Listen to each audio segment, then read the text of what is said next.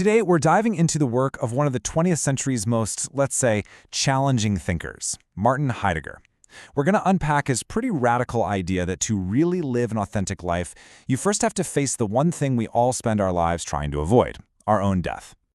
So let's just start with a fundamental question, one that Heidegger puts right at the center of everything. Who is actually in the driver's seat of your life? I mean, really think about it. Your career, your hobbies, the way you talk, the opinions you have, are you the one making all those calls? Well, according to Heidegger, for most of us, most of the time, the answer is kind of a letdown. It's this anonymous, faceless force he calls the they, or in his German, das Mann.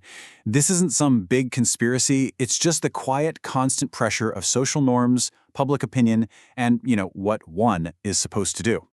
To really get why we fall into this trap so easily, we first need to understand our most basic way of being in the world. For Heidegger, our default state isn't happiness or sadness or anything like that. It's a fundamental condition he calls care.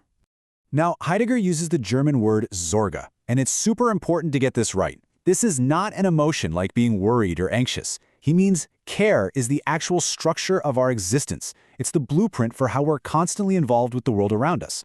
So this structure of care has three parts happening all at once.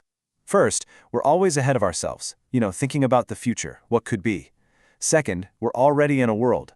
We're just kind of thrown into a life we didn't choose. And third, we are always being alongside things and other people in our day-to-day lives.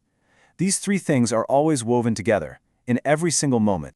So it's out of this fundamental state of care that our default way of living pops up.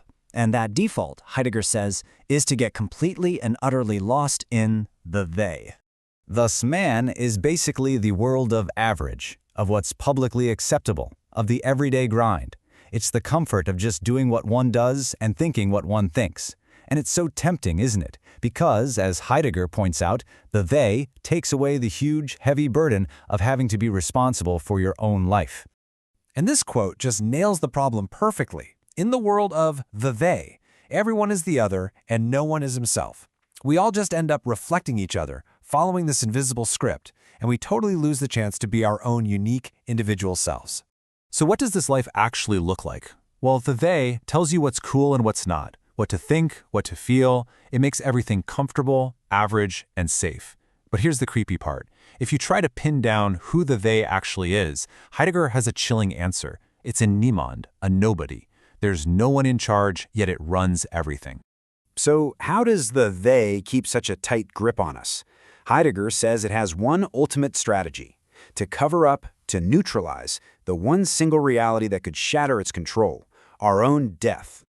The they pulls this off with something Heidegger calls Gerede, or idle talk. This isn't just mindless gossip. It's the way we talk about really profound things in a super shallow public way. And its greatest trick is what it does to the reality of death. Just look at this contrast. The they talks about death as man stirbt, one dies. It turns death into this abstract public event that happens to some nameless one. It's always off in the future, never a real threat right now. But the authentic truth is, ich sterbe, I die. This is my personal possibility. Nobody can do it for me. It's non-transferable, and it is absolutely certain. This way of talking, this constant watering down of the truth, is what Heidegger calls a flight from death.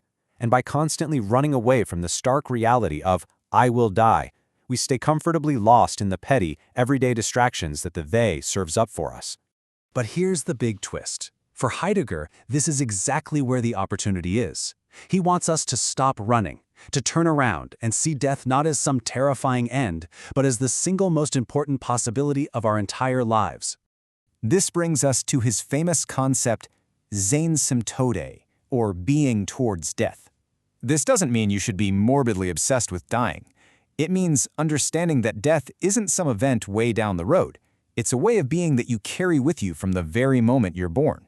As someone once put it, as soon as a man comes to life, he is at once old enough to die.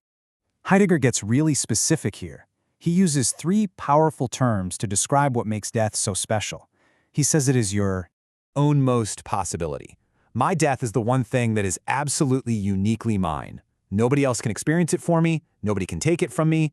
It's the one thing that yanks me out of the anonymous crowd of the they and makes me an individual. It's also your non-relational possibility. When you face your own death, Heidegger says all your connections to other people, to things, to the world, they're all severed. It's the one experience that throws you back completely onto yourself, totally alone. And finally, it is your unsurpassable possibility. You can't get past it. You can't go beyond it. It is the final limit, after which there are no more possibilities for you. It is, in his powerful words, the possibility of the absolute impossibility of existing. Okay, so if we're all trapped in the they, and death is the key that can set us free, how do we actually use it? Well, Heidegger's answer involves a powerful, conscious choice. We have to anticipate it. He calls this Vorlaufen, which literally means running ahead. It's this resolute decision to live your life with the awareness of your own death, not as some distant thing, but as a constant, present possibility. Again, this isn't about being gloomy. It's about a clear-eyed awareness that completely shatters the illusions that the they uses to keep us in line.